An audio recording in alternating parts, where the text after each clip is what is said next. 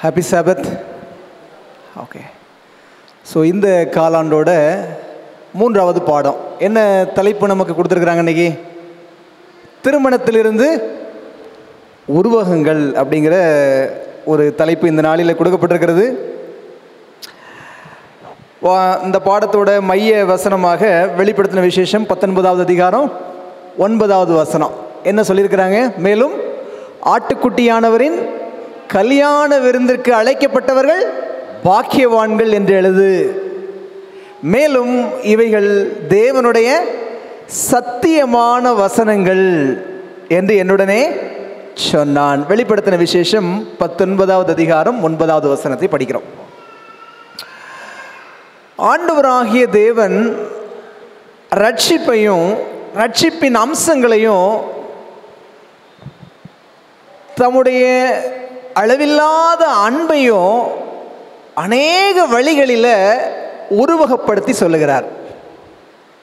அப்படி உருவகப்படுத்தி சொல்லக்கூடிய உருவகங்களில் மிக மிக முக்கியமான ஒரு உருவகம் என்ன அப்படின்னு சொன்னால் திருமணம். இன்றைக்கி கல்யாணம் முடித்து 40 வருஷம் 50 வருஷம் அப்படின்னு சொல்லி திருமண வாழ்க்கையில் கரை கண்ட அநேக பெரியவர்களும் நம்முடைய சபையில் இருக்கத்தான் செய்கிறீங்க. ஒரு கேள்வி என்னென்னா, திருமண வாழ்க்கையை குறித்து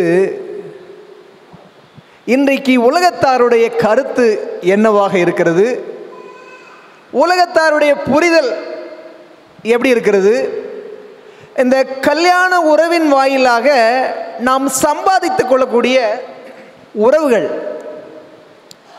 இனிப்பாக இருக்குதா, கசப்பாக இருக்குதா? சொல்லுங்களேன். நான் ஒரு 2 குட்டி கதை சொல்கிறேன், சீக்கிரம் சொல்கிறேன். இது ஒரு கற்பனை கதை தான், நான் வாசித்தது. ஒரு மாமியாருக்கு 3 மருமகன்கள் இருந்தாங்களாம்.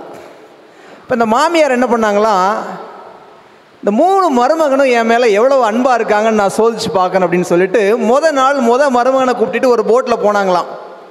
தண்ணியில் போயிட்டு இருக்கும்போதே வேனுக்குள்ளேயே தண்ணிக்குள்ளே விழுந்துட்டாங்களாம். ஐயோ காப்பாற்றுங்க காப்பாற்றுங்க அப்படின்னாங்களாம். மருமகன் தண்ணிக்குள்ளே விழுந்து காப்பாற்றி அந்த அம்மாவை கரை சேர்த்துட்டாராம்.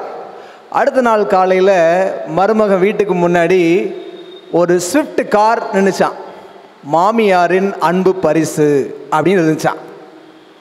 2வது நாள் இதே மாதிரி 2வது மருமகனுக்கு பரிச்சை வச்சாங்களாம். அதே மாதிரி விழுந்தாங்களாம். அதே மாதிரி அந்த ஐயாவும் காப்பாற்றினாராம். அவர் வீட்டுக்கு முன்னாடியும் ஒரு ஸ்விஃப்ட் கார் மாமியாரின் அன்பு பரிசு அப்படின்னு இருந்துச்சான். 3வது மருமகனோடு பயணிக்கும்போது 3வது மருமகன் காப்பாற்றலை.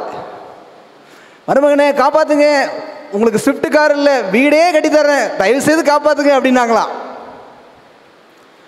மருமகன் சொன்னாராம், பிள்ளையை வளர்த்து வச்சிருக்கிற, இப்படிப்பட்ட பிள்ளையை பற்றதுக்கு தண்ணியில கெட நீனு அப்படின்னு சொல்லிட்டு விட்டுட்டாராம். அடுத்த நாள் காலையில் என்ன நடந்துச்சு தெரியுமா? ஒரு BMW கார் ஒரு வீட்டுக்கு முன்னாடி நின்றுச்சான். மாமனாரின் அன்பு பரிசு அப்படின்னு சொல்லிட்டு. இன்னைக்கு கல்யாணத்தை உலகம் இப்படி தான் பார்க்குது. இன்னொன்று சொல்கிறேன், எதுக்கு சொல்கிறேன் அப்படின்னு காரணம் இருக்குது. ஒரு பெரிய அடக்க ஆராதனை ஊர்வலம் ஒரு 2 கருப்பு பெட்டியில் பிரேதங்களை வச்சு எடுத்துகிட்டு போயிட்டு இருந்தாங்களாம். கருப்பு பெட்டியில் பாடியை எடுத்துகிட்டு போயிட்டு இருக்கிறாங்க. அப்போ ஒரு மனுஷன் ஒரு பெரிய வேட்டை நாயை கையில் பிடிச்சிட்டு போகிறான். முதல்ல 2 சவப்பெட்டி, பின்னாடி ஒரு வேட்டை நாயை பிடிச்சிட்டு போகிறான். அவனுக்கு பின்னாடி ஒரு 100-150 பேர் வரிசையாக அவனுக்கு பின்னாடி லைனில் வந்துட்டு இருக்காங்க. இதை பார்த்த ஒரு நபருக்கு இப்படி ஒரு வித்தியாசமான அடக்க ஆராதனை ஊர்வலத்தை நான் பார்த்ததே கிடையாது அப்படின்னு சொல்லிட்டு ஆச்சரியம் தாங்க முடியாமல் அந்த நாயை பிடிச்சிட்டு போனான். பார்த்தீங்களா, அவன்கிட்ட போய் கேட்டாராம், என்ன கதை அப்படின்னு. அவன் சொன்னானா, இந்த பெட்டி என் மனைவியோட பெட்டி, இந்த நாய் என் மனைவியை கடிச்சதுனால அவங்க இறந்து போயிட்டாங்க. சரி, 2வது பெட்டி என்ன? என் மனைவியை நாய் கடிக்கும்போது என் மாமியார் போய் காப்பாற்ற போனாங்க, அவங்கள கடிச்சு அவங்களும் செத்து போனாங்க. 2வது பெட்டி என் மாமியாரோடது. இவன் அப்படியே ஒரு நிமிஷம் பார்த்தானா, இந்த நாயை ஒரு 1 மணி நேரம் எனக்கு வாடகை கொடுக்குறீங்களா அப்படின்னு கேட்டானா. பின்னாடி போய் லைனில் நின்று அப்படின்னு சொல்லி அவர் சொன்னாராம். பின்னாடி போய் லைனில் நின்று அப்படின்னு சொல்லி சொன்னாராம். திருமணம் அப்படிங்கிறத இன்றைக்கி உலகம் இப்படி தாங்க பார்க்குது. மாமியார் அவ பெரிய ஒரு ராட்சசி, மருமகளா அடங்கா பிடாரி. இப்படி தான் இன்னைக்கு உலகம் சொல்லி கொடுக்குது. திருமணம் அப்படிங்கிறது அப்படி இல்லை. தேவனுக்கும் சபைக்குமான உறவு எவ்வளவு ஆழமா இருக்குதோ அந்த அளவுக்கு ஆழமான உறவு திருமண உறவு. ஆனால் பாவம் இன்றைக்கு அந்த உறவை சிதைத்து காட்டி இருக்கிறது. நம்ம யாருக்கும் அதை குறித்து ஒரு சரியான புரிதல் கிடையாது. திருமண உறவை யாரெல்லாம் சரியா புரிஞ்சுக்கிறாங்களோ அவங்களுக்கு நல்லா தெரியும் ஆண்டவருடைய அன்பு எவ்வளவு ஆழமானது, நம்மை மீட்பதற்காக அவர் எவ்வளவு பிரயாசம் எடுத்து சென்றார் அப்படிங்கிறத அந்த உறவை கற்றுக்கொள்ளுகிற பிள்ளைகளால் மாத்திரம்தான் என்ன செய்ய முடியும், புரிந்து கொள்ள முடியும். சொல்லுவாங்கள்ல, holy matrimony is an institution. திருமணம் அப்படிங்கிறது அது ஒரு ஸ்தாபனம், அது ஒரு ஏற்பாடு, அது ஒரு பள்ளிக்கூடம். அதில் படிக்க வேண்டிய பாடங்கள் ஆயிரக்கணக்கான பாடங்கள் இருக்கத்தான் செய்கிறது. இந்த நாளிலும் கூட திருமண உறவின் வாயிலாக ஆண்டவராகிய தேவன் நமக்கு கற்றுக் கொடுக்கிற பாடம் என்ன? முடிவு கால தீர்க்க தரிசன சத்திய வெளிச்சங்களின் அன்பை எப்படி புரிஞ்சுக்கலாம்? பாவம் இவ்வளவாக திருமண உறவை சிதைத்து வைத்திருந்தாலும் கூட இன்றைக்கும் திருமண உறவு சத்தியத்தை சொல்லிக் கொண்டுதான் இருக்கிறது. திருமண உறவின் வாயிலாக நாம் தீர்க்க தரிசனங்களை படித்து கொண்டுதான் இருக்கிறோம். எனக்கு அருமையான அவருடைய பிள்ளைகளே, திருமணத்து உறவில் அவனுடைய வார்த்தைகள் சொல்லக்கூடிய நற்செய்தி என்ன, அதில் என்னெல்லாம் பிரச்சனைகள் இருக்கிறது அப்படிங்கிறது குறித்து இந்த நாளில் ஜெப சிந்தையோடு கூட நாம் படிக்கலாமா? பரலோகத்தில் வாசம் செய்கிற அன்புள்ள ஆண்டவரே, இந்த அருமையான காலை வேளைக்காக உமக்கு நன்றி செலுத்துகிறோம். அன்பான தகப்பனே, தேவன் ஏற்படுத்தி வைத்த இந்த திருமண உறவு உடைய உறவு எங்களோடு எவனமாக இருக்கிறது. ஆண்டவரே, இது நிமித்தமாக நீர் எவ்வளவு மன உருக்கமுள்ளவராக பாவத்தோடு போராடுகிற எங்களை நீர் கையாளுகிறீர் என்கிற நல்ல செய்தியை நாங்கள் கற்றுக்கொள்ளவும், இந்த பாடம் முடிவு கால தீர்க்க தரிசனங்களையும் திருமண உறவின் வாயிலாக நாங்கள் படித்து கொள்ளவும் பரலோகத்தின் ஆண்டவர் உதவி செய்யும்படியாய் இயேசுவின் வழியாக ஜெபிக்கிறோம் நல்ல பிதாவே, ஆமென். திருமணம், முதல் திருமணம் எங்கே நடந்தது? ஆதியிலே ஏதேனில் நடந்தது. அப்படிதானே? திருமணத்தை நடத்தி வைத்த போதகர் யாரு? ஆண்டவராகிய இயேசுதான். திருமணத்தை நடத்தி வைத்த போதகரும் அவர்தான், திருமணத்தை நடத்தி வைத்த சாட்சியும் அவர்தான். திருமணத்திற்கு அழைக்கப்பட்ட விருந்தாளிகளாக அநேகமான மிருக ஜீவன்களும் இயற்கையும் அவருக்கு முன்பாக இருந்தது. நாம் ஆதியாகம புஸ்தகத்தில் வாசிக்கிறோம், ஆதாம் கவிதை பாடினார். என்ன கவிதை பாடினார்? இவள் என் எலும்பில் எலும்பும் என் மாம்சத்தில் மாம்சமுமாய் இருக்கிறாள், இவள் மனுஷனிலிருந்து எடுக்கப்பட்டபடியால் மனுஷி எனப்படுவாள் அப்படின்னு யார் சொன்னா? ஆதாம் சொன்னாரு.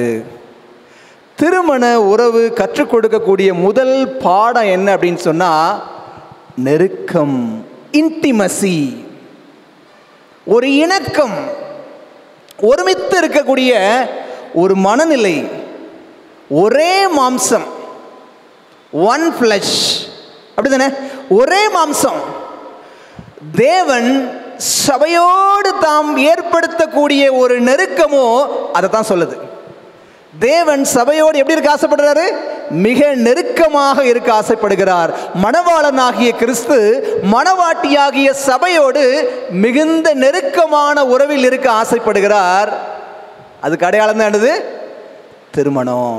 அதனால தான் ஆதாம் சொன்னாரு, இவள் என் எலும்பில் எலும்பும் என் மாம்சத்தில் மாம்சமாய் இருக்கிறாள் அப்படின்னு சொல்லி. அல்ல, யோசிச்சு பாருங்களேன். அப்போ கணவன் மனைவி உறவு எலும்பு மாம்சம் சதை என்று ஒன்றாக இருக்கிறார்கள் அப்படின்னு சொல்லி ஆதியிலே தேவன் சொன்னார். இதே வார்த்தையை சபையாகிய மணவாட்டிக்கும் கிறிஸ்துவாகிய மணவாளனுக்கும் இடையே உள்ள உறவிலையும் இந்த எலும்பு இந்த மாம்சம் அப்படிங்கிற வார்த்தை பயன்படுத்தப்பட்டிருக்கு. வாசிருக்கீங்களா? எபேசியர் 5வது அதிகாரம் எடுங்களேன். எபேசியர் 5வது அதிகாரத்தோட 30வது வசனத்தை படிங்க பார்ப்போம். எபேசியர் 5:30வது வசனத்தை படிக்கலாமே.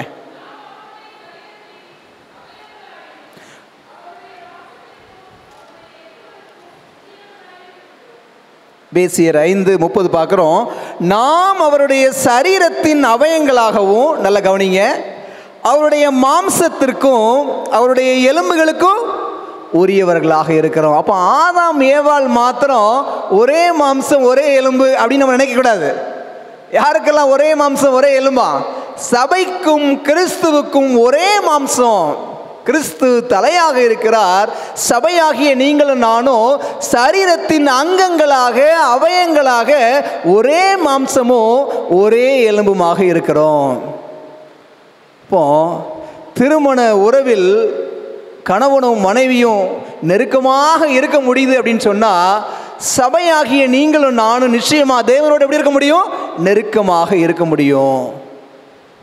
இது நாம் கற்று உணர்ந்து கொள்ள வேண்டிய முதல் பாடம். நெருக்கம் அப்படிங்கிற ஒரு உறவை திருமணம் நமக்கு கற்றுக் கொடுக்கிறது. ஒரு முறை பரிசேயர்களோடு இயேசு பேசிட்டு இருந்தார். அப்போ பரிசேயர்கள் வந்து சொன்னாங்க, எதை சொன்னார்? இது நிமித்தம் மனுஷன் தகப்பனையும் தாயையும் விட்டு பிரிந்து மனைவியோடு என்ன செய்வான்? இசைந்திருப்பான், அவர்கள் இருவரும் ஒரே மாம்சமாக இருப்பாங்க அப்படின்னு இயேசு சொன்னார்ல.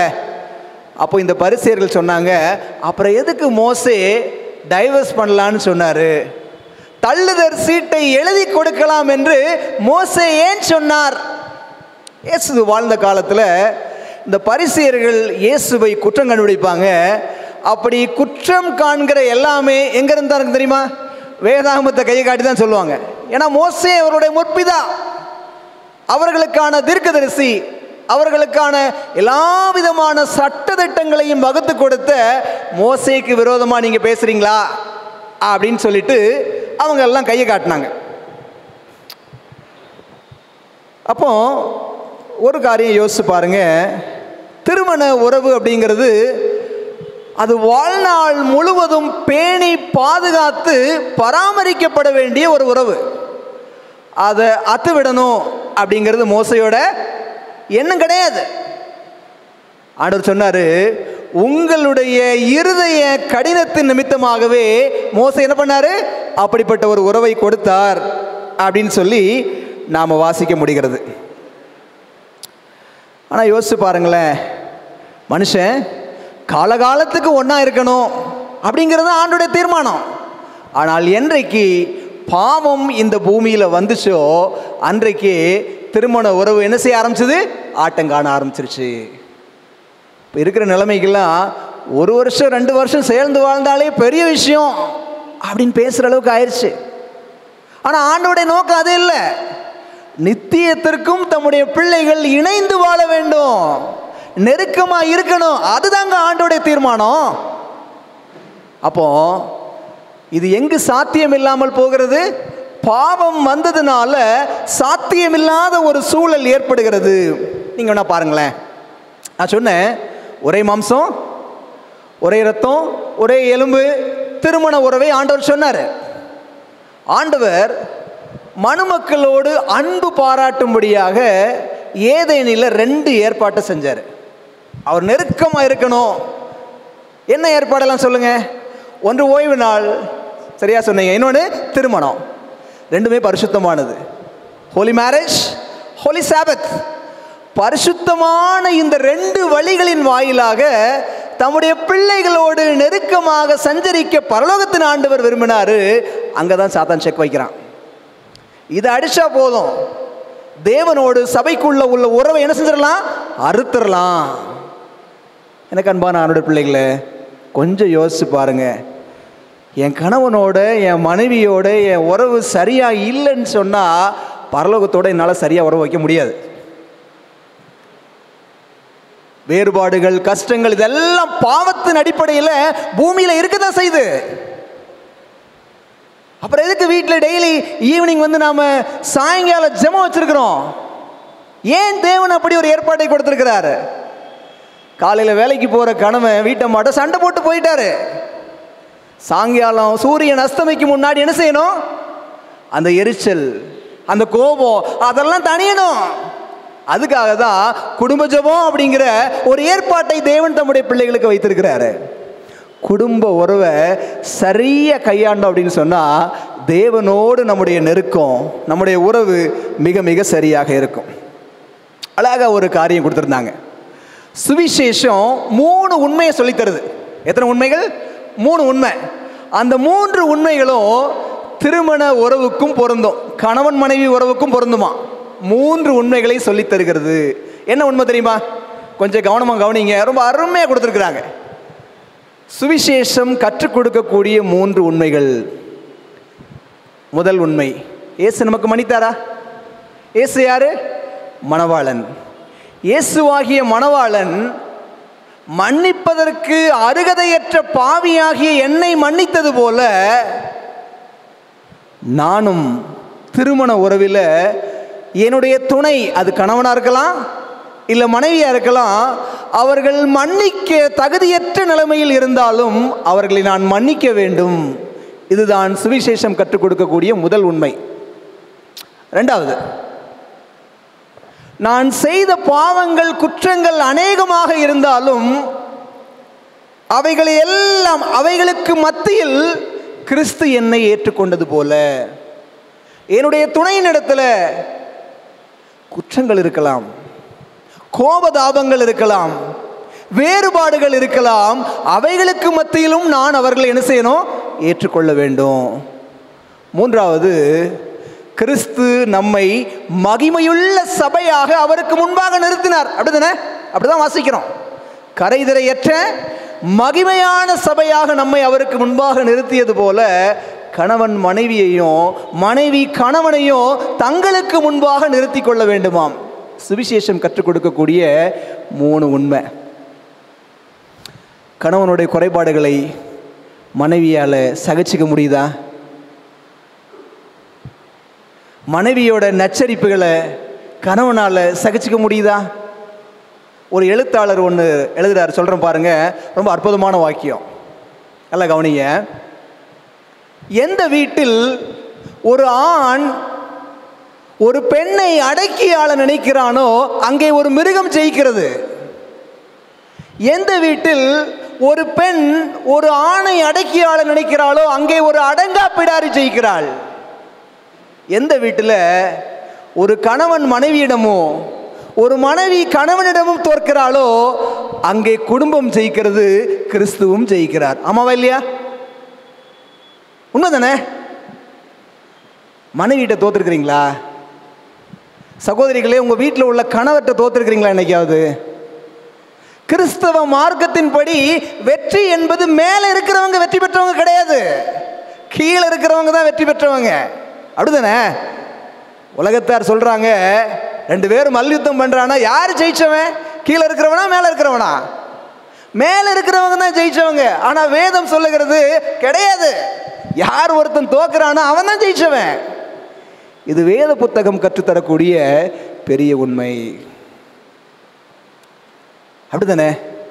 கிறிஸ்து நமக்காக தோத்தார்ல, கல்வாரி சிலுவையில் வந்து தம்மை முற்றிலுமா ஒப்பு கொடுத்து எவ்வளவு அவமானம், எவ்வளவு நிந்தனை, எவ்வளவு வேதனை. மணவாட்டியாகி இந்த சபையோடு ஒரு நெருக்கமான உறவு வேணும் அப்படிங்கிறதுக்காக he has surrendered completely. கண்பா நானுடைய பிள்ளைகளே, அந்த உன்னதமான அன்பை புரிஞ்சுக்கிட்ட ஒவ்வொருத்தரும், என் குறைபாடு எனக்கு தெரியும், என்கிட்ட இதெல்லாம் இருக்குது, ஆனால் ஆண்டவர் என்னை மன்னிக்கிறார்ல, என் பலவீனத்தை பார்க்குற ஆண்டவர் என்னை மன்னிக்கிறாரு, என்னால் என் மனைவியை மன்னிக்க முடியல. என்னுடைய பலவீனத்தை மன்னிக்கிற ஆண்டவர் இருக்கிறார், என்னால் என் கணவனுடைய சில கஷ்ட நஷ்டங்களையும் ஒரு சில காரியங்களையும் அனுசரித்து அவர்களை ஏற்றுக்கொள்ள முடியல. ஜெபத்தோட யோசிச்சு பாருங்க. திருமண உறவை சரி செய்தோன்னு சொன்னால் தேவனோடு உள்ள உறவு நிச்சயமாக நெருக்கமாக இருக்கும். திருமணம் தேவனோடு நெருக்கத்தை கொண்டு வருகிறது. அது பிடிக்காம தான் சாத்தானுக்கு வெட்டி வெட்டி விட்டுட்டு இருக்கிறான். ரெண்டாவது, ஆணுடைய பார்வையில் நீங்களும் நானும் யார் தெரியுமா? அழகான மணவாட்டியான். நிறைய பேத்துக்கு நான் அழகா இல்லை அப்படின்னு அவங்களுக்குள்ளாவே ஒரு தாழ்வு மனப்பான்மை யாருக்காவது இருக்குன்னா தயவுசெய்து நீங்கள் நினச்சிக்கங்க, ஆண்டோடைய பார்வையில் நீங்கள் ரொம்ப அழகானவங்க. நான் கருப்பாக இருக்கிறேன், கருப்பு அழகு இல்லைன்னு யாருங்க சொன்னது? அது உலகில் டிசைட் பண்ணியிருக்குது. சிவப்புண்ணா அழகு, கருப்புண்ணா அழகு இல்லை, நெட்டை குட்டை உயரம், யார் சொன்னது? இதெல்லாம் மனிதர்களுடைய கண்களுக்கு முன்பாக நாம் தீர்மானித்தது தானே இதெல்லாம். தேவனுடைய பார்வையில் ஒவ்வொருவரும் அழகானவர்கள். ஒவ்வொரு ஆத்துமாவும் விலையேறப்பட்ட ஒரு தன்மையாக காணப்படுகிறது. எசேக்கியேல் 16வது அதிகாரத்திற்கு போங்களேன். எசேக்கியேல் 16வது அதிகாரத்தில் இஸ்ரவேல் என்கிற சபை மணவாட்டி சபையோட அவல நிலையை பார்க்க முடியுது. துர்பாக்கியமான நிலை. ஆண்டவர் இங்கே அழகான ஒரு உருவகத்தை சொல்லுகிறார். இந்த இஸ்ரவேல் அப்படிங்கிற சபையை ஒரு சிறு குழந்தைக்கு ஒப்பிட்டு சொல்கிறார். என்ன சொல்கிறார் அப்படின்னு சொன்னால், நீ சிறு வயதாக இருக்கும்போது உன்னை ரோட்டில் தூக்கி போட்டாங்க.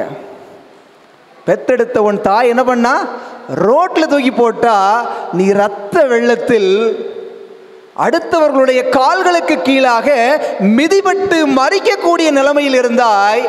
அப்போ நான் உன்னைய தூக்கி எடுத்தேன், ஒரு ரத்தத்தெல்லாம் கழுவுனேன், உன்னைய சுத்தம் பண்ண, பராமரிப்பற்று கேட்பாரற்று நாதியற்று கிடந்த உன்னை நான் தூக்குனேன், நான் உன்னை சுத்தம் செய்தேன், உன்னை பராமரித்தேன். ஆண்டவருடைய தனி கவனம் யார் மீது செலுத்தப்பட்டது? மணவாட்டி சபையாகிய இஸ்ரவேல் மீது என்ன செய்யப்பட்டது? செலுத்தப்பட்டுச்சு. கடைசி இந்த சபை வளர்ந்து வருது. ஆண்டவருடைய மகிமையினால இந்த சபையோட புகழ்ச்சி உலகம் ஃபுல்லாக பரவுச்சுங்க. எப்படி கிடந்தது? கேட்பாரத்து தெருவில் குப்பை குழியில் கிடந்த மாதிரி கிடந்த இஸ்ரவேல் தேசத்தை தேவன் உலகத்திற்கே மகிமையான ஒரு ராஜ்யமாக ஸ்தாபித்தார். யார் மூலம் அந்த மகிமை கிடைச்சது? இஸ்ரவேலுக்கு யார் மூலமா அந்த மகிமை கிடைச்சது? இஸ்ரவேலுடைய கிரியையினாலயா? கிடையாது. தேவன் தம்முடைய தயவுள்ள கிருபையினால அதை தூக்கி எடுத்தார். வசனம் படிக்கிறேன்ல, 1 கொரிந்தியர் 2 கொரிந்தியர் 5வது அதிகாரம் 21வது வசனத்தில் படிக்கிறோம். அவருடைய நீதியை பெற்றுக்கொள்ளும்படியாக பாவமறியாத அவரை நமக்காக என்ன வாக்கினாராம்? பாவமாக்கினாரு. அப்படிதானே? இஸ்ரவேல் ராஜ்யம் தாவீது காலத்தில், சாலமன் காலத்தில் எப்படி இருந்துச்சு? ரொம்ப மகிமையான ஒரு ராஜ்யமாக இருந்துச்சு. அழகான மணவாட்டி, மகிமையாக இருந்துச்சு. அதனால தான் சேபா ராஜஸ்திரீ என்ன பண்ணாங்க? அந்த இஸ்ரவேல் தேசத்தின் மகிமையை பார்க்கும்படியாக நேராக கடந்து வந்தாங்க. பாருங்களேன், போக்கடமற்று கிடந்த அந்த தேசத்தை ஆண்டவர் புகழோட உச்சியில் தூக்கி வச்சாரு. நிலைமை என்ன ஆகும்? அடுத்து ஏற்றி விட்ட ஏணிய எத்தி உதைக்கிற கதை தான். தன்னை தூக்கி வைத்து மகிமையினால் அலங்கரித்த ஆண்டவரை இந்த இஸ்ரவேல் தேசம் என்ன பண்ணுச்சு? எட்டி உதைக்க ஆரம்பிச்சது. அவர் தான் பராமரிச்சாரு, தனி கவனம் செலுத்தினாரு. படிக்கிறோம்ல ஏசாயா 4வது அதிகாரத்தில், மேட்டிலே நம் நேசருக்கு ஒரு திராட்சை தோட்டம் இருந்துச்சு, தனி கவனம் செலுத்தினாரு, பார்த்து பார்த்து செஞ்சாரு. துரோகம், நம்பிக்கை துரோகம் வந்துச்சுங்க. ஆண்டவருக்கு எவ்வளவு பெரிய வேதனையா இருந்திருக்கும்.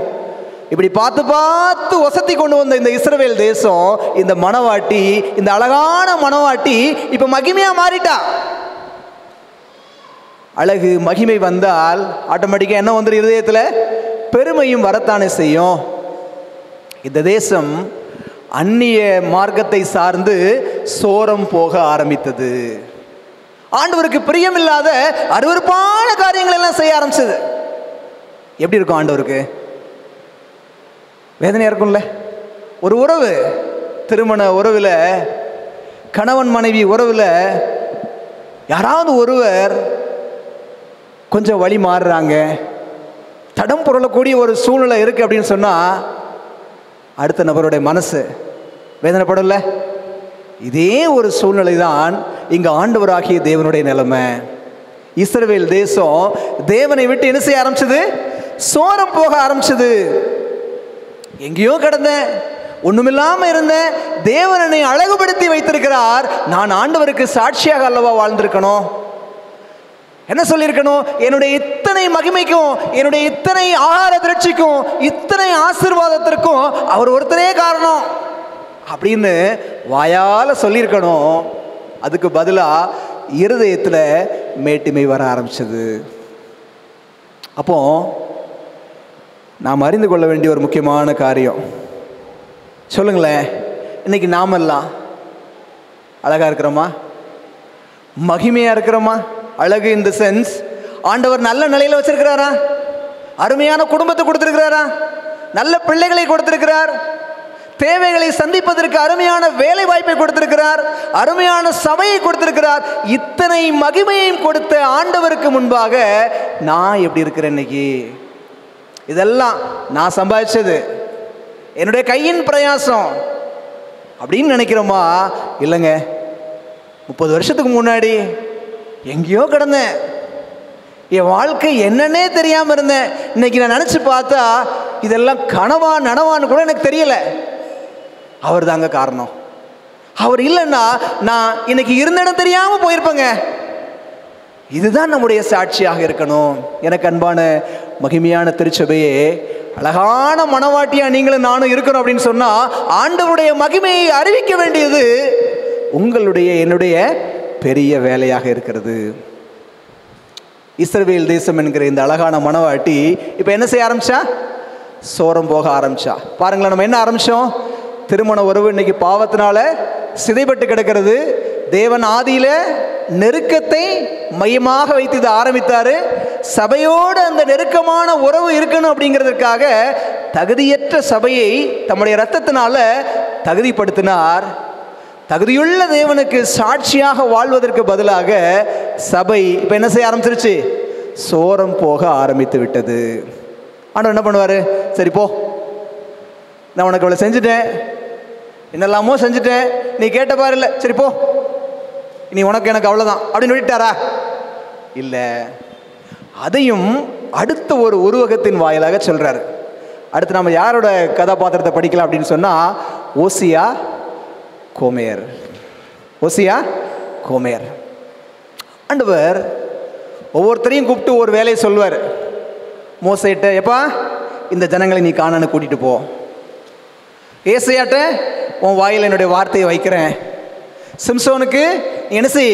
பெலிஸ்தியர்களை என்ன செய்யணும்? நீ மீட்டு பெலிஸ்தியர்களிடமிருந்து இஸ்ரவேலரை மீட்டு ரட்சிக்கக்கூடிய ஒரு ரட்சகனாக இரு. ஒவ்வொருத்தருக்கும் ஒரு வேலையை கொடுத்தாரு.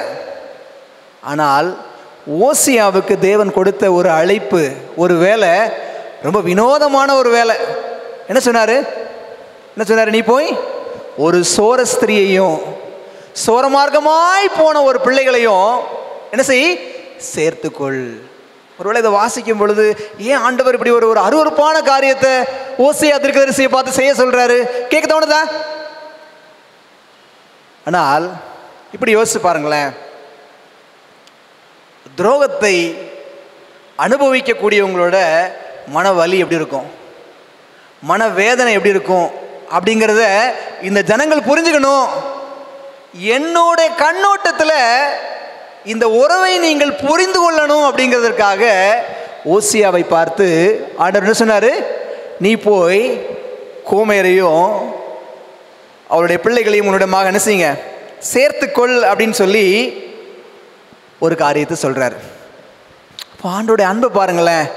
அவர் மன்னிக்கிறார், அவர் ஏற்றுக்கிறார், சரிதான். எந்த எக்ஸ்டெண்டுக்கு போகிறார் பாருங்க, அப்படிதானே? எவ்வளவு எல்லை தாண்டி அவர் பயணப்படுறாரு. சபை அவரை விட்டு முற்றிலும் தூரம் போயிருச்சு. ஆனாலும் அந்த நிலையிலும் சபையை மீட்டுக் கொள்வதற்காக தேவன் எடுக்கக்கூடிய ஒரு சிறப்பு முயற்சியை தான் இந்த ஓசியா தீர்க்கதரிசியோட வாழ்க்கை சுட்டி காட்டுகிறது. யோசிச்சு பாருங்களேன், பழைய ஏற்பாட்டு ஜனங்களிடத்தில் காணப்பட்ட ஒரு முக்கியமான தவறு அப்படின்னா என்ன சொல்வீங்க? பழைய ஏற்பாட்டு கால இஸ்ரவேல் ஜனங்களிடத்தில் காணப்பட்ட ஒரு முக்கியமான தவறு விக்கிரக ஆராதனை. அழகா சிஸ்டர் சொல்றாங்க. இப்போ அடுத்த கேள்வி, அந்த விக்கிரக ஆராதனைக்கு காரணம் என்ன? அந்த விக்கிரக ஆராதனைக்கு காரணம் என்ன? சரி, அந்த விக்கிரக ஆராதனைக்கு காரணம் என்ன அப்படிங்கிற கேள்வி மனசில் வச்சுக்கோங்க. இன்னும் கொஞ்சம் நேரம் கழிச்சது என்ன செய்வோம், அதுக்கான காரணம் என்ன அப்படிங்கிறத நாம் என்ன செய்யலாம், படிக்கலாம். ஆதி சபையார் வாழ்க்கையில், பழைய ஏற்பாட்டு கால இஸ்ரவேல் ஜனங்கள் வாழ்க்கையில் விக்கிரக ஆராதனை. இப்போ நம்ம படிக்கிறோம், அவர் நமக்கு மெய்யான தேவன், நாம் அவருடைய ஒரே மனவாட்டியாக இருக்குன்னு அவர் ஆசைப்படுறாரு. இப்போ நாம் இன்னொரு தெய்வத்திற்கு ஆராதனை செய்ய ஆரம்பிச்சிட்டோம் அப்படின்னா இந்த மணவாளனை விட்டுட்டு இன்னொரு மணவாளனை தேடி போகிறோம். அப்படிதானே? ஆமாவா இல்லையா? அவர் நம்முடைய மணவாளன், நம்மை மீட்டிருக்கிறார், அவர் ஒருத்தருக்கே நம்ம தொழுகை செய்யணும். அவரை விட்டுட்டு நான் இன்னொரு மணவாட்டியை தேடி செல்கிறேன் அப்படின்னு சொன்னால் நான் ஆவிக்குரிய விதத்தில் வேசித்தனம் செய்கிறேன். அப்படிதானே? இன்றைக்கு நம்மிடத்தில் ஆவிக்குரிய வேசித்தனம் இருக்குதா? ஆவிக்குரிய வேசித்தனம். போய் சிலைக்கு முன்னாடி விழுந்து கிடக்கிறது மாத்திரம்தான் விக்கிரக ஆராதனை, அல்லது ஒரு ஆண் ஒரு பெண்ணோடோ, ஒரு பெண் ஒரு ஆணோடோ தவறான ஒரு உறவு வைத்துக் கொள்வது மாத்திரம்தான் வேசித்தனம். அப்படி இல்லை. பாடத்தின் அடிப்படையில் படிக்கிற அப்படின்னு சொன்னால் தேவனுடைய அன்பை விட்டு நம்மை பிரித்து இழுக்கக்கூடிய ஒன்றும் நம்மை எதுக்கு நேராக வழி நடத்துதான்? ஆவிக்குரிய விபச்சாரத்திற்கு, ஆவிக்குரிய வேசித்தனத்திற்கு நேராக நம்மை வழி நடத்தக்கூடியதாக இருக்கிறது தான். நீங்கள் பாருங்க, ஆதி சபையார் இஸ்ரவேல் ஜனங்களிடத்தில் விக்கிரக ஆராதனை காணப்படுச்சு. அப்படியே அடிமைத்தனம் எதனால் வந்துச்சு? விக்கிரக ஆராதனையினால தான் 70 வருட சிறையிருப்பு வந்துச்சு. இந்த 70 வருட சிறையிருப்புக்கு அப்புறம் விக்கிரக ஆராதனை இல்லை, ஆனால் வேறொரு வடிவில் இன்னொரு பிரச்சனை வந்துச்சு. என்ன வர ஆரம்பிச்சது? படிக்கிறோம்ல, கான்ஸ்டன்டைன் அப்படிங்கிற அரசனுடைய காலத்தில் சபைக்குள்ளாக பொய்யான கோட்பாடுகள், அஞ்ஞான பழக்க வழக்கங்கள், சமய சடங்குகள் இதெல்லாம் உள்ள வந்து தேவனுக்கு மெய்யாய் தொழுகை செய்வதற்கு பதிலாக ஒரு பொய்யான தொழுகையை கொண்டு வந்தாங்க. இப்போ பழைய ஏற்பாட்டு காலத்தில் லிட்ரலாக நேரடியாக விக்கிரகத்தை கும்பிட்டாங்க. புதிய ஏற்பாட்டு காலத்தில் உதாரணத்துக்கு சொல்லணும்னா 7ஆம் நாள் ஓய்வு நாளில் தொழுகை செய்வதற்கு பதிலாக சூரிய வணக்கம், அது ஒரு விக்கிரக ஆராதனை. அதோட அடையாளமான 1ஆம் நாள் ஓய்வு நாளில் போய் நீ தொழுகை செய், அவ்வளோதான். பழைய ஏற்பாட்டு காலத்தில் ஒரு விதமான விக்கிரக ஆராதனை என்று சொன்னால் புதிய ஏற்பாட்டு காலத்தில் இன்னொரு விதமான விக்கிரக ஆராதனை. அப்போ எல்லா காலத்திலும் தேவனை விட்டு பிரித்து சபையை ஆவிக்குரிய வேசித்தனத்திற்குள்ளாக வைக்கணும் அப்படிங்கிறது தான் பிசாசோட ஒரே வேலையாக இருக்குது. இப்போ யோசிச்சு பாருங்களேன், இன்றைக்கு நம்ம காலத்தில் விக்கிரக ஆராதனை இல்லை, ஆவிக்குரிய வேசித்தனம் நம்ம சபைக்குள்ளே இருக்குது. இன்றைக்கி அட்வென்டிஸ்ட் ஃபேமிலி நம்ம இருக்கிறோம். இன்றைக்கி சொல்கிறாங்க நிறைய பேர், அட்வென்டிஸ்டில் எங்கெங்க மாப்பிள்ளை இருக்குது, அட்வென்டிஸ்டில் என்ன இல்லை, மாப்பிள்ளை இல்லை, அதனால் ஒரு சிஎஸ்சி பையனை பார்த்து கல்யாணம் பண்ணிக்கலாம், அதனால் ஒரு பெண்டிகாஸ்ட் பையனை பார்த்து கல்யாணம் பண்ணிக்கலாம், அதனால் ஒரு ரோமன் கத்தோலிக்க சபையிலேருந்து கல்யாணம் பண்ணிக்கலாம். இப்படித்தான் ஆதி காலத்தில் விக்கிரக ஆராதனை எங்கே வந்துச்சு? இஸ்ரவேல் ஜனங்களுக்குள்ளாக வந்துச்சு. ஆமாவா இல்லையா? ஆகாப் என்கிற ராஜா யாரை கல்யாணம் பண்ணாரு? யெசபேல். ஒரு அஞ்ஞான மார்க்கத்தை, விக்கிரக ஆராதனையை பின்பற்றக்கூடிய ஒரு கொடுமையான ஸ்திரியை கல்யாணம் பண்ணதுனால அஞ்ஞான தேசத்தோட எல்லா பழக்க வழக்கங்களும் யார்கிட்ட வந்துச்சு? ஆண்டோடைய பிள்ளைகள் மத்தியில் வந்துச்சு. எனக்கு அருமையான சபையோட விசுவாசிகளை, இன்றைக்கு நம்ம சபையில் இதை நம்ம பெருசாக பார்க்கறதில்ல. கொஞ்சம் கவனமாக இருக்கணும். நம்முடைய பிள்ளைகளுக்கு திருமண வரன்களை தேடும் போது ரொம்ப ரொம்ப ஜாக்கிரதையாக இருக்கணும். அதுக்கு ஒரு நல்ல உதாரணம் யார் தெரியுமா? ஆபிரகாம். ஆபிரகாம் ஒரு நல்ல உதாரணம். பாடத்தில் தான் கொடுத்துருக்காங்க. இதுதான் பிரச்சனை. தேசத்தில் விக்கிரக ஆராதனை வருவதற்கான காரணம் அஞ்ஞானிகளோடு சம்பந்தங்கள் தாங்க, அவ்வளோதான். எங்கெல்லாம் அஞ்ஞான ஸ்திரீகள் அஞ்ஞான புருஷன்மார்கள் உள்ள வந்தாங்களோ அவர்களுடைய சமய சடங்குகள் எல்லாம் ஆட்டோமேட்டிக்காக அப்படி எங்க வந்துச்சு? சபைக்குள்ளாக வந்தது. தேவனை விட்டு அவங்க என்ன செஞ்சாங்க? பிரித்து விக்கிரகங்களை வழிபட வச்சாங்க. ஆபிரகாம் என்ன பண்ணாரு? ஆதியாகமம் 24வது அதிகாரத்தில் படிக்கிறோம். 24வது அதிகாரம் முதல் 2 வசனங்களை படிங்க பார்ப்போம். ஆதியாகமம் 24, ஆதியாகமம் 24வது அதிகாரம் முதல் 2 வசனங்களை வாசிக்கலாமே. ஆபிரகாம் வயது சென்று முதிர்ந்தவனானான். கர்த்தர் ஆபிரகாமை சகல காரியங்களிலும் ஆசீர்வதித்து வந்தார்.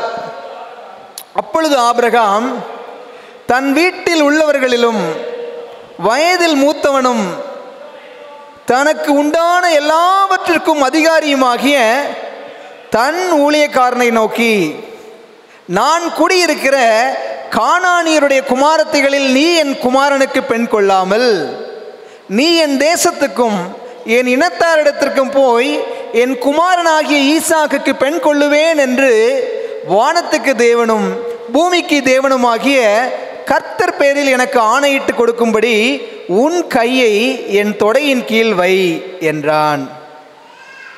ஆபிரகாம் ரொம்ப ஞானமாக ஒரு காரியத்தை பண்ணுறார்.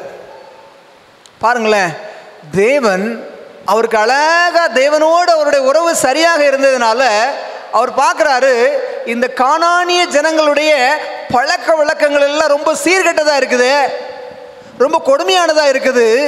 இந்த கானானிய பெண்களில் ஒருவேளை என் குமாரனாகிய ஈசாக்குக்கு நான் பெண் கொள்ளுவேன்னு சொன்னால் நாளைக்கு ஈசாக்கோட வாழ்க்கை என்னவாயிரும்? பெரிய கேள்விக்குறியாயிரும். அவன் இந்த அஞ்ஞான பழக்க வழக்கங்களில் விழுந்து ஆண்டவரோட உறவை அறுத்து கொள்ளக்கூடிய ஒரு நிலம் வந்துடும் அப்படின்னு சொல்லி ரொம்ப ஞானமாக ஆபிரகாம் எலியேசரை பார்த்து சொல்றாரு, கானானியற்ற நீ என்ன செய்யாத, பெண் கொள்ளாத. அந்த எலியேசர் அது நிமித்தமா யாரை தேடி போனாரு? ரெபேக்காளை. நீங்க இப்படி யோசிச்சு பாருங்களேன், ஆபிரகாம் ஞானமா ஒரு வேலை செஞ்சாரு. ஈசாக்கோட பசங்க ஏசா ஒரு அஞ்ஞான ஸ்திரியை கல்யாணம் பண்ணார். வசனம் சொல்லுது, அவர்கள் ஈசாக்குக்கும் ரெபேக்காளுக்கும் மன நோவாய் இருந்தார்கள். எப்படி இருந்தாங்களா? மனசை நோகடிச்சுக்கிட்டே இருப்பாங்களாம். இதை பார்த்த ஈசாக்கு சொன்னாரா, எப்பா நாங்கள் ரொம்ப கஷ்டப்படுறோம், நீ போய் என்ன பண்ணு, உங்கள் அம்மாவோட சகோதரியின் மகளை போய் நீ திருமணம் பண்ணிக்கோ. பாடம் படித்து கொண்டதற்கு பின்பாக ஈசாக்கு அனுப்பி வைக்கிறாரு. என்ன பிரயோஜனம்? ஈசாக்குக்கு ஆபிரகாம் ஒரு நல்ல முன்மாதிரியை காண்பித்திருந்தாரு. எங்க அப்பா எனக்கு இப்படிதான் திருமணம் பண்ணி வச்சிருந்தாருன்னு சொல்லி. ஆனால் ஏசா தன்னுடைய பெற்றோருடைய விருப்பத்திற்கு செவி சாய்க்காமல் அவராகவே திருமண உறவை அமைத்துக் கொண்டார். அஞ்ஞான ஸ்திரீகளை திருமணம் செய்தது நிமித்தமாக பெற்றோருக்கு அவர்கள் இருவரும் மனநோவாய் இருந்தார்கள் அப்படின்னு சொல்லி வேதம் சொல்வதை நாம் பார்க்க முடிகிறது. இன்னொரு பக்கம் பார்த்தீங்கன்னா, இந்த ஆபிரகாம் மகன் ஈசாக்கு ரெபேக்காளோட திருமணம் ஒரு உண்மையை நமக்கு சுட்டி காட்டுகிறது. ரெபேக்காள் ஈசாக்குக்கு ஒரு தூரத்து சொந்தம். தெரியுமா உங்களுக்கு? சொந்தக்காரங்க தான் தெரியுமா? தேனாவுக்கு 3 பிள்ளைங்க. யாரெல்லாம்? ஆபிரகாம், நாகோர், ஆரான். ஆபிரகாம், நாகோர், ஆரான். இந்த நாகோரோட பையன் பேரு பெத்துவேல். இந்த பெத்துவேலுக்கும் மில்காளுக்கும் பிறந்த மகள் தான் யாரு? ரெபேக்காள். ரொம்ப தூர தேசத்தில் இருந்தாள். மணவாளன் ஒரு பக்கத்தில் இருக்கிறாரு, மணவாளனாகிய ஈசாக்கு ஒரு பக்கத்தில் இருக்கிறாரு. மணவாட்டியாகிய ரெபேக்காள் ரொம்ப தூர தேசத்தில் இருக்கக்கூடிய ஒரு சொந்தக்கார பெண். இன்னைக்கு நமக்கும் சபைக்கு நமக்கும் ஆண்டவருக்கும் உள்ள உறவும் இதே மாதிரி தான். தூரத்து சொந்தக்காரங்க நம்மளாம். யாரெல்லாம் யாரெல்லாம் தூரத்து சொந்தக்காரங்க? நாமளும் ஆண்டவரும் தூரத்து சொந்தக்காரங்க. எப்படின்னு கேட்குறீங்களா? பாவத்துக்கு முன்னாடி நெருங்கின சொந்தக்காரங்களா இருந்தோம். ஏதேன் தோட்டத்தில் அவர் பக்கத்திலே இருந்தோம். நெருங்கின சொந்தக்காரங்கன்னா பக்கத்தில் தானே இருப்பாங்க. ஆனால் பாவம் வந்த பின்பாக ரெபேக்காளுக்கு ஈசாக்கு எப்படி தூரத்தில் இருந்த ஒரு மணவாட்டியாக இருந்தாலோ அதே போல இன்றைக்கு சபையும் பாவத்திற்கு பின்பாக தூரத்து சொந்தக்காரங்களாக மாறிட்டாங்க. ஆனால் எப்படி ஈசாக்கிடம் கொண்டு சேர்ப்பதற்காக எலியேசர் பயணப்பட்டு ரெபேக்காளை கூட்டிக் கொண்டு சேர்த்தாரோ அதே போல தேவன் தம்முடைய சபையை தம்மோடு நெருக்கமாக சேர்த்து கொள்ள பிரயாசப்படுகிறார். எனக்கு அன்பான ஆணுடைய பிள்ளைகளே, அவருடைய சாயலில் படைக்கப்பட்டோம், பாவம் வந்ததுனால பிரிந்து கிடக்கிறோம். ஆனாலும் கூட தேவன் இழந்து போன அந்த நெருக்கமான உறவை மீண்டும் ஸ்தாபிக்க விருப்பமுள்ளவராக இருக்கிறார். பாருங்களேன், பாடம் எப்படி டிராவல் ஆகுது. கணவன் மனைவி ஒரு பக்கம், ஆண்டவரும் சபையும் ஒரு பக்கம். ஆதாமும் ஏவாளும் ஆதியில் ஒன்றா இருந்தாங்க, சபையும் தேவனோடு ஒன்றா இருந்துச்சு. பாவம் வந்துச்சு, பிரிக்கப்பட்டாங்க. கணவன் மனைவிக்கு விரோதமாக, மனைவி கணவனுக்கு விரோதமாக துரோகம் செய்வதை போல சபை தேவனை விட்டு பிரிந்து போகுது. ஆவிக்குரிய ஆன்மீக பேசித்தனத்திற்கு நேராக போகுது. ஆனாலும் ஆண்டவர் போராடிக்கிட்டே இருக்காரு. நல்லா யோசிச்சு பாருங்களேன். ஒரு கணவன் இருக்கிறாரு, ஒரு மனைவி இருக்கிறாங்க. ஏதோ ஒரு தவறான ஒரு பிரச்சனை ஆயிடுச்சு, 2 பேரும் பிரிஞ்சுட்டாங்க. 1 வருஷம் 2 வருஷம் பிரச்சனை சரியாகும், பேசி பார்க்குறாங்க, என்னெல்லாமும் பண்ணி பார்க்குறாங்க. 10 வருஷம் 15 வருஷம் ஆயிடுச்சு. என்ன ஆகும்? அதுக்கப்புறம் என்ன ஆகும் சொல்லுங்க? கம்ப்ளீட்டாக என்ன செஞ்சிடும்? உறவு முடிஞ்சிடும். சோரம் போன சபைக்காக ஆண்டவர் போராடிக்கிட்டே இருப்பாரு. என் ஜனங்களே அவளை விட்டு வெளியே வாங்க. இதுதான் கடைசி காலத்தில் அவர் கொடுக்கக்கூடிய செய்தி. ஆண்டவருடைய அன்பு கடைசி காலத்தில் சபையோடு போராடிட்டு இருக்குது. அவளுக்கு உடன்படாமலும் அவளை விட்டு வெளியே வாங்க. 7 கலசங்களை உடைய தூதர்களை ஒருத்தன் சொல்றாரு, திரளான தண்ணீர்கள் மீது இருக்கக்கூடிய வேசியை கண்டாயே, அவள் தன்னுடைய உக்கிரமான மதுவால் பூமியின் ராஜாக்களை எல்லாம் வெறிக்க பண்ணி இருக்கிறாள். ஆன்மீக விபச்சாரம் சபைக்குள்ளாக இருக்கிறது. தவறான கோட்பாடுகள், தவறான உபதேசங்கள், அஞ்ஞான கொள்கைகள் என சொல்லி சபையில மலிஞ்சு கிடக்குது. ஆண்டவர் தம்முடைய சபையோடு என்ன செய்றாரு? மணவாட்டிய இதெல்லாம் விட்டுட்டு வா, இதெல்லாம் உனக்கும் எனக்குமான உறவை அறுத்து கொண்டே இருக்குதுன்னு சொல்லிட்டே இருக்கிறாரு. ஆனால் ஒரு கட்டத்தில் இருதயம் என்னவாயிரும்? ரொம்ப கடினமாயிரும். எவ்வளவு சொன்னாலும் கேட்க முடியாத அளவுக்கு இருதயம் கடினப்படக்கூடிய ஒரு சூழல் வரும் பொழுது நிலைமை என்ன செஞ்சிடும்? கையை தாண்டி போயிடும். வெளிப்படுத்தல் 19வது அதிகாரம் எடுங்க சொல்கிறேன். வெளிப்படுத்தல் 19வது அதிகாரம் 2 விதமான ஆரவாரத்தை இங்கு பார்க்க முடிகிறது. வெளிப்படுத்தல் 19வது அதிகாரம். இந்த வெளிப்படுத்தல் 19வது அதிகாரத்தில் 2 ஆரவாரம். என்ன ஆரவாரம் அப்படின்னு சொன்னால், முதல் ஆரவாரம் வேசியோட முடிவு. ஆன்மீக வேசித்தனங்களை தனக்குள்ளாக வைத்து உலகத்தை மோசம் போக்கி கொண்டிருந்த ஜனங்களுக்கும் பிசாசுக்கும் ஆண்டவர் முடிவு கட்டுகிறார். அது நிமித்தமாக ஒரு பெரிய ஆரவாரம், ஒரு பெரிய உற்சாகம் அங்கு வருவதை பார்க்க முடிகிறது. அடுத்து இன்னொரு பக்கம் கிறிஸ்து மணவாட்டியாகிய தம்முடைய பிள்ளைகளை மறுபடியுமாக தம்மிடமாக நினைக்கிறாரு, சேர்த்து கொள்ளுகிறார்.